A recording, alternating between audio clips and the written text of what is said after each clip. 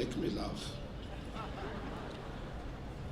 Your Excellency, the President of the Republic of Kenya and Commander-in-Chief of the Defense Forces, Dr. William Samoei Ruto, I want to assure you that today I will be very, very brief, because in your position as our President, you have all information concerning the working men and women across our country. I want to recognize the Cabinet Secretary, I want to recognize your Prime Cabinet Secretary, Honorable Dr. Musalia Mudavadi. I want to thank him also to have taken time to accompany. I want also to recognize my own minister, or Cabinet Secretary, Minister of Labor, Social Protection, Mheshimiwa Dr. Alfred Mutua. All Cabinet Secretaries present, the Principal Secretary, Minister of Labor and Social Protection, State Department for Labor, Honorable Shadrach Mwangolo Mwadime, the Principal Secretary, Minister of Labor and Social Protection, State Department for Social Protection and Senior Citizen Affairs, Mheshimiwa Joseph Mogosi Motari. I want to recognize the Executive Director of the Federation of Kenya Employers, Sister Jacqueline Mugo, accompanied by her able President of the organization.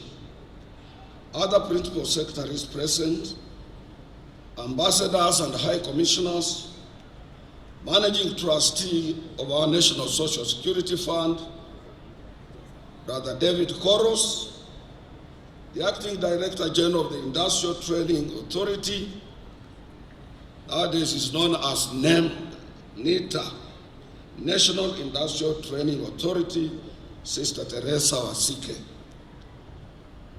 Other dignitaries present,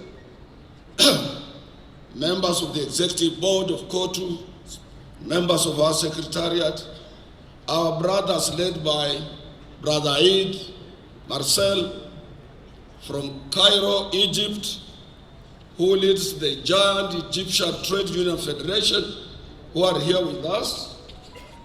You are most welcome. Your Excellency, first and foremost, as I said, I will be very brief.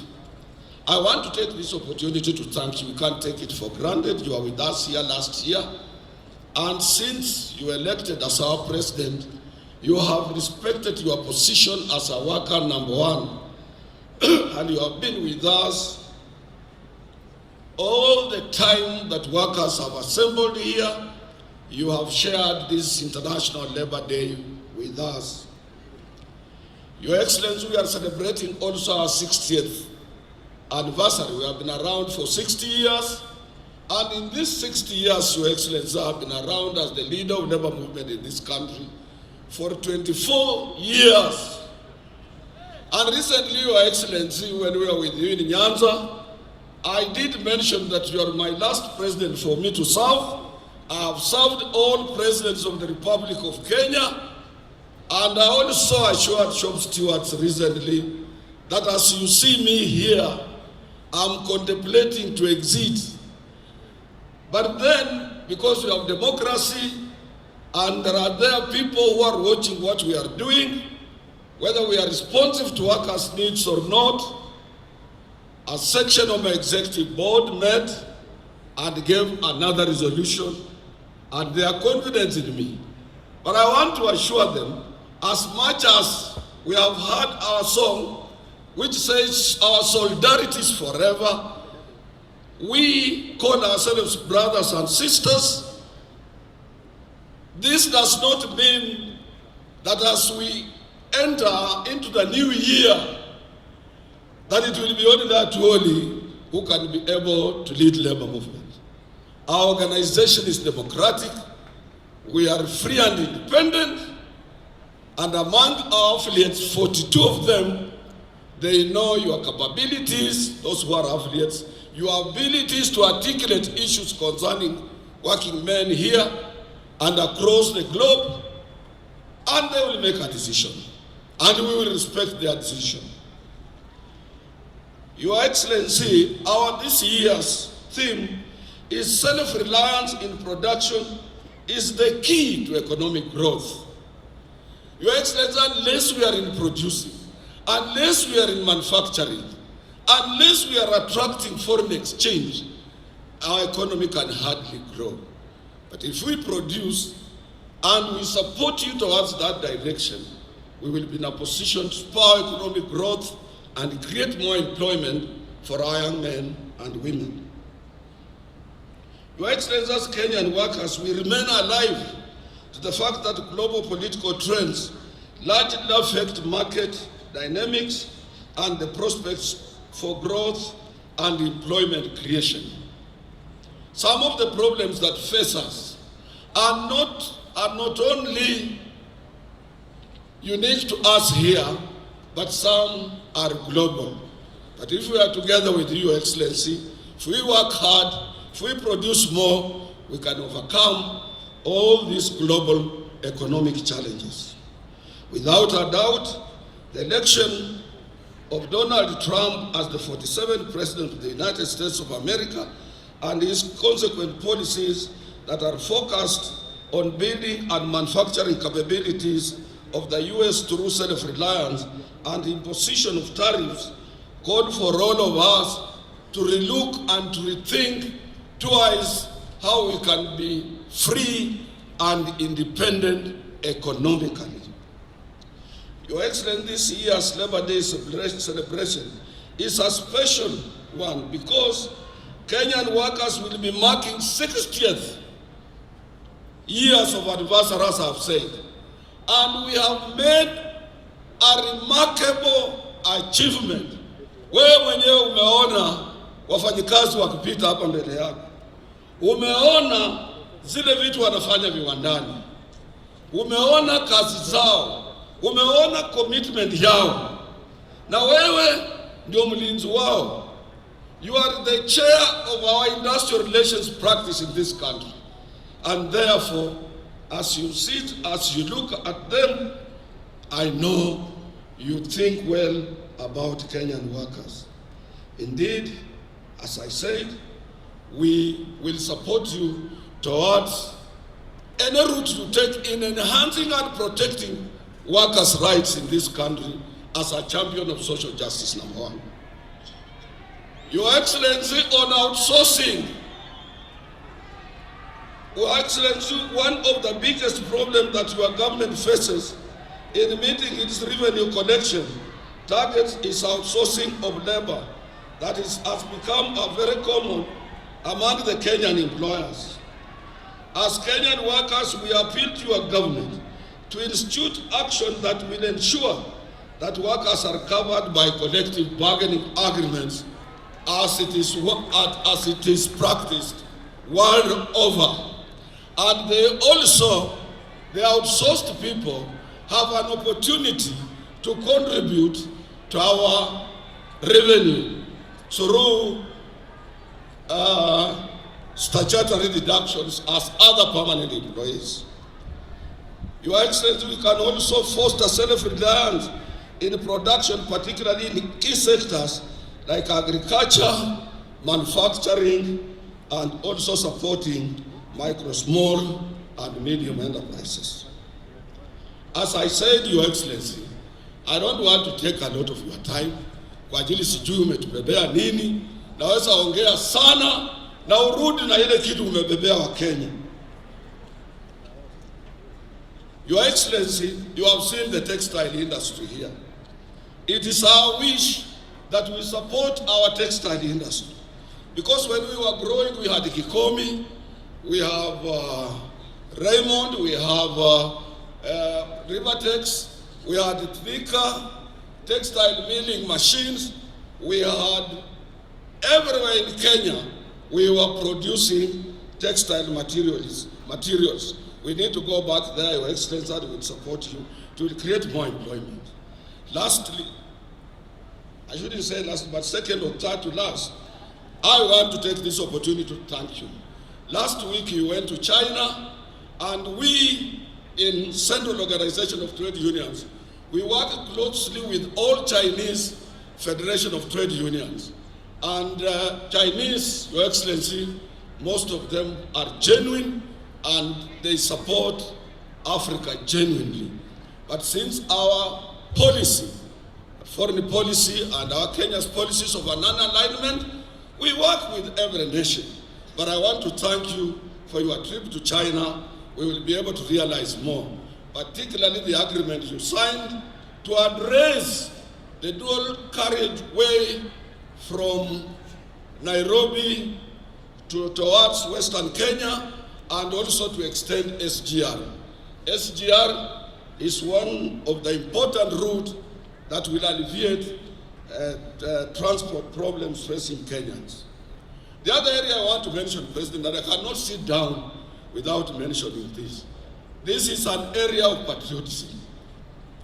This one I will talk, and I will talk as a patriotic Kenyan until I go to the grave. I'm appealing to Kenyans, Your Excellency. We must love this country. We have no any other country. If this country went down to dogs, we have no any exit route. Kenyans are watching their television. They should look what is happening in Bukavu, in what is happening in Goma. Pali mtu anatoka na watoto na kondoo, wanafika kwa njia wana abandon kondoo, anarudi kwa watoto yake na hawajafika pahali wanaenda. This is not the route we want to take. But Your Excellency, one day you Kenyans will remember me. If we don't regulate social media, if we don't, in China where you have been, it is regulated. With a population of about 1.4 billion people. In Dubai it is regulated. In UK it is regulated. In US it is regulated. Kenya cannot be free for all. Kenya can't. You see, that is the patriotism that we must follow. Your Excellency, I want to appeal to you to apply reforms in public institutions like posts, those postal cooperation, to make sure that it is effective. Because if you look at Amazon, which does the same job in the US, it does very well. We want to make sure that that one is handled well. We support also, Your Excellency, the issue of leasing our sugar industries. They must not remain moribund. They must be seen producing sugar for our own Kenyan, for our own consumption and export for purposes of creating employment. We must support you so that we can be able to create employment. Lastly, Your Excellency, I want to appeal to you. This city belongs to all of us, and this city must reflect other cities of the world. This city must reflect Accra, Ghana. This city must reflect Abuja in Nigeria. This city must reflect Kigali in Rwanda. This city must reflect Abidjan in Ivory Coast. We cannot remain in a filthy city, a city of hawkers, a city of riders, a city of matatus, and when somebody arrives at the airport on Mombasa Road, is full of hawkers depicting the picture of poverty of Kenya. This must come to an end, and we are appealing to the national government to team up with the county government and make sure that we have a city. Let landlords paint their buildings, repair their pavements, and make sure Nairobi, we reclaim our lost glory of this international city.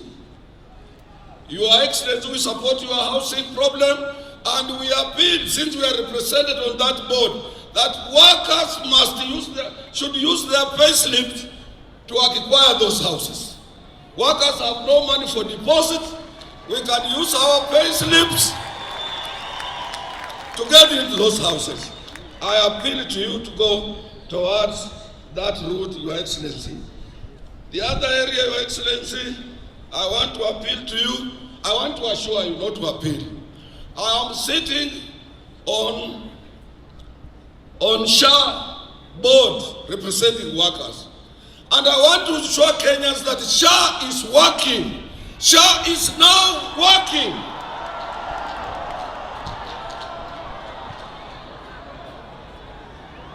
Lastly, Your Excellency, I want to support the managing trustee, Chorus of NSSF. He has done a commendable job. He has done very well. And as I'm talking, since we implemented the new act, NSSF has realized 220 billion for Kenyans, and we must run behind the managing trustee of the NSSF. Lastly, Your Excellency, we have a problem. You saw workers here with placards saying, let us carry out ratification on ILO Convention number 189 to protect our domestic workers. Let us also ratify ILO Convention 190 to stop both domestic harassment and violence at workplace. These two conventions have been ratified world over. And Your Excellency, you need to talk also to the Federation of Kenyan Employers. You are our person. Let them give us support in this direction. Your Excellency, you need also to talk to the Federation of Kenyan Employers. That when you gave these workers 6%, to date is not fully implemented. I'm telling you for free and for sure. And there is no any time His Excellency the President has announced the year salary increase and then it becomes a subject of debate. And when it comes to ILO Convention, it will be your government that will be accused at the International Labour Organization. It will not be COTU, it will not be the Federation of Kenyan Employers or anybody else. So anybody frustrating the ratification of ILO 189 and Convention 190 is frustrating your government. Anybody who doesn't want that 6% you give us to be fully implemented is not frustrating workers, but is frustrating the government.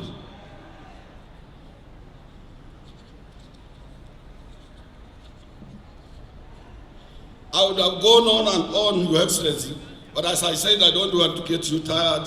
I want to repeat that please, we want to live in a peaceful country, address issues of social media, address issues that are afflicting these workers. If you have something, Your Excellency, the cost of living in this country is at around 45%, and that is too high for them. This is caused with some dynamics of variations in economic performance and some global also economic situations that affect us as well. Your minister has tried what he can, but I will assure you, please go to his rescue, try to make sure that these workers are properly compensated, and more so, Your Excellency, what is eating in our jobs are free riders, people who are employed through the back door, outsourced at a lower rate. They don't pay taxes. They don't contribute collective bargaining agreement. There is no any agreement binding on them. They are slaves in our industries, enslaved by employers, and Kenya as a free country can sit and see people outsourcing people. A company retrenches people, it asks its supervisor to form a company of exploitation. This can't be allowed in free Kenya. We can't allow that under your watch. As I promised, President, I want to be very brief because we will be talking. May I take this opportunity to invite your Honorable Minister for Labour, Dr. Mutua, who will be able to give some few words and observe protocol, other protocols for you to come and take say. The other thing I'm being reminded by my deputy that I had forgotten, ni mambo ya hizi vitu tunakatwa housing, nini, taxation. It should not be on gross salary. Hizi vitu natakana viwe on basic, so that gross umefanya overtime, umefanya nini, it's not interfered with. And I know Your Excellency will look at that. All deductions, salary deductions, statutory deductions should be at basic, not on gross, where somebody might have told very hard to work on overtime and he doesn't realize something. Mwisho, Your Excellency, usitishike. Iko watu wengi wanapenda kutisha sana. Mimi nilikuwa hapa President Kenyatta akiwa president. After 3 years we had a problem in the government. Jaramogi left. Nilikuwa hapa when Moi was a president. After a few times there was a lot of problems. Nyote mnajua, till up 1982. Mpaka when he was leaving, kila saa watu bila Moi yote inawezekana. Nimekuwa hapa President Kibaka akiwa kwa kiti mimi, and I served him. Kibaka alitengeneza kila kitu Nairobi, he improved the economy. But 2007, how wananchi voted him out, we had to do some ukarabati. Sasa nimekuwa hapa wakati wa Uhuru. Uhuru ni rafiki yangu sana. But you could hardly see him outside the way you are outside, you are visible everywhere. But he managed to finish his 10 years. Hawa Wakenya unasikia ground ni mbaya. Hapa ground hapana mzuri. Ruto must go. Na sio ground ni mbaya. Wewe anasema ground ni mbaya. Mwenyewe ana ground. Nasikia hiyo. Wacha tuache mtu amalize kazi yake. I saw watu wa press, mtu ameandika kwa Standard, anasema Atwoli yeye kazi ya trade union, COTU is not a political party. We serve the government of the day. We negotiate for our rights. Huyo kijana anataka elewe hiyo. We are not a political party. We are not aspiring to have a president. We must support the government of the day for the stability in the country, which will be extended to industrial stability. Wewe fanya kazi, kama iko makosa, we are principled. We will come out and say, hatufichi. Kama iko watu ambao ni corrupt, we will tell you and take action. Na usitishwe. Let me take that book. Brother Mutua, waziri, kuja uongee, alafu hizo protocols zingine utaangalia za kuinvite His Excellency the President. President, I thank you very much for honoring this day. May God bless you.